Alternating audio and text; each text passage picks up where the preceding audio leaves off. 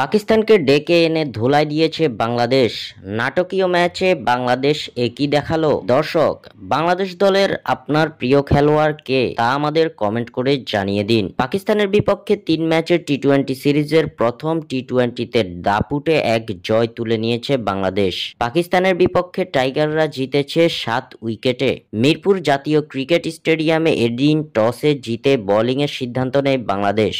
Toss হেরে bat করতে নেমে টাইগারদের বোলিং তোপের মুখে পড়ে পাকিস্তান। দলীয় 46 রানে 5 উইকেট হারিয়ে খেই হারায় সফরকারীরা। ফখর জামান এক প্রান্ত আগলে রাখলেও ভুল বুঝাবুঝিতে দলীয় 70 রানে সাজঘরে ফিরে যেতে হয়েছে তাকেও। শেষের দিকে খুশদিল শাহর 17, আব্বাস আফ্রিদির 22 রানে ভর করে টাইগারদের সামনে 111 রানের লক্ষ্য দাঁড় করায় পাকিস্তান। জবাবে ব্যাট করতে নেমে শুরুতেই ওপেনার তানজিদ তামিম ও লিটন দাসের উইকেট হারিয়ে কিছুটা বিপদে পড়ে বাংলাদেশ। তবে ব্যাট হাতে সেই ধাক্কা সামাল দেন পারভেজ হোসেন ইমন ও তৌহিদ হৃদয় জুটি। দুজন মিলে গড়েন 73 রানের জুটি। দলীয় 80 রানে 37 বলে 36 রান করে হৃদয় আউট হলেও পারভেজ হোসেন ইমন ছিলেন অনবদ্য। জাকের আলীকে সঙ্গে নিয়ে তুলে নিয়েছেন পাকিস্তানের বিপক্ষে দ্বিতীয় হাফ সেঞ্চুরি। শেষ পর্যন্ত ইমন ও জাকেরের ব্যাটে ভর করে মধুর জয় তুলে নেয় বাংলাদেশ, যার মাধ্যমে সিরিজে 1-0 লিড নিল টাইগার বাহিনী।